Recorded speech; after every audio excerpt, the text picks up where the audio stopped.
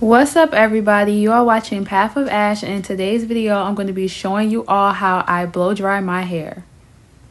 So to start the blow drying process, I am sectioning my hair off into 4 sections. I don't have those little clips that kind of keep your hair away, so I am using claw clips here, guys. I know that's a little ghetto, but we're gonna make it work. So right here, I'm just applying my leave-in conditioner by Cream of Nature. I haven't detangled my hair yet, so I'm using this leave-in conditioner as a detangler by working on this section. All right, so with this section that I do have out, I am just going to split it into 2. So I'm working with a smaller section of hair when it comes down to me combing and detangling it. I find it easier to split the section into 2 and work smaller because with the hair being wet, it's already weak and we do not want to cause unnecessary breakage.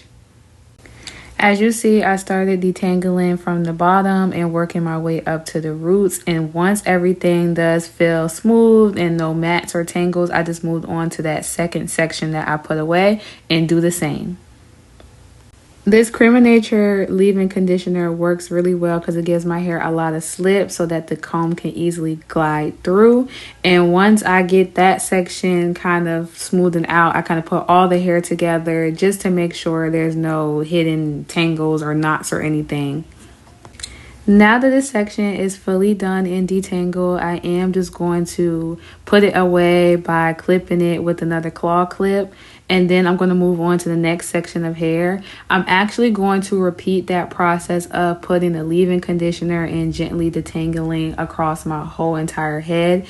And then that's when we're going to move into actually doing the blow drying.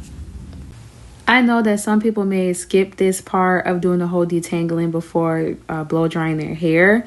And I get that depending on like your texture or whatever, but I just don't do that. I like to do this whole detangling process because I do have different textures of hair. As you can see, there is the heat damage straight strands at the bottom, and my hair is a lot coarser and thicker at the top where the root where my new growth is. So I have to make sure I am properly detangling my hair. And also I do have like the round brush blow dryer, so all those bristles and everything will be pulling my hair off if I did not do this detangling step first.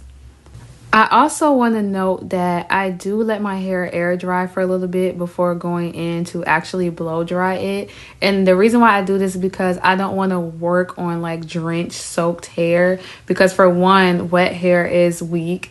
And 2, me putting that blow dryer brush on like those wet strands, I'm going to be pulling, tugging, and putting a lot of tension, and that can cause breakage. And also, because it's soaking wet, I'm going to have to keep running the blow dryer through it multiple times for it to get fully dry. And, you know, that can cause further more damage. So I like my hair to be about maybe like 60% dry before actually going in to blow dry.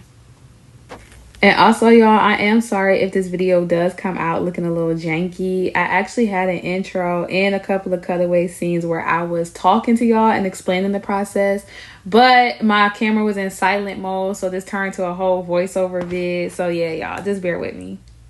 So throughout the whole detangling process, this is how much hair I lost. And see, y'all, I was talking to y'all and y'all can't hear me because it was in silent, but yeah.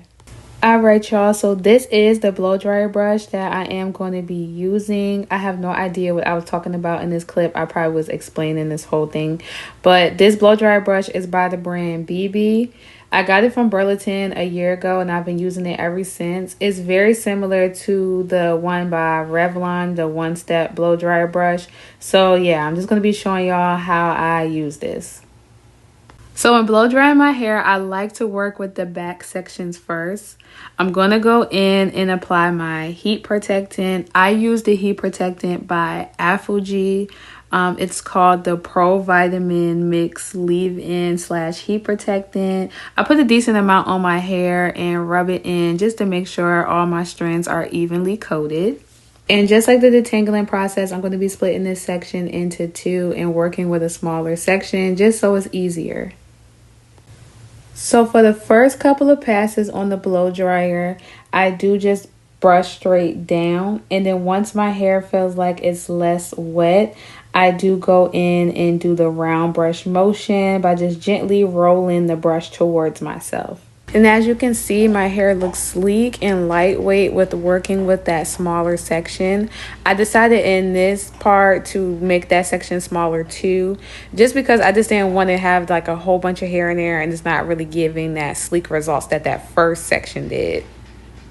So just like I did with that first section, I'm going to repeat this process over my entire head of just raking the blow dry through and then doing the round brush motion. And look how sleek that is. I really love the results from this blow dryer. I love this blow dryer down. I do see how some people are against like a blow dryers like these with the round brush, especially the Revlon one. I've seen a lot of people complain about it because they said that it damaged their ends, and I can see how it can. But if you're super careful and you make your sections a lot smaller and you don't put a lot of force or tug and pull so hard, I can see you using this without so much damage. So here we are with one section left, and I love how this looks, y'all. It's just giving like a light press. You don't even have to use the flat iron. That's like optional if you want to smoothen out. I kind of use the flat iron sometimes, but this one I'm just gonna rock as a straight blowout. And here is the final look, y'all. I do see that I need a trim, and I do love doing these blowouts because it does show me like the areas of my hair that's sparse where I need to get that 1 to 1/2 inch cut off. But here is the final look, y'all. I hope y'all all enjoyed the video, and I will see y'all in the next one. Bye.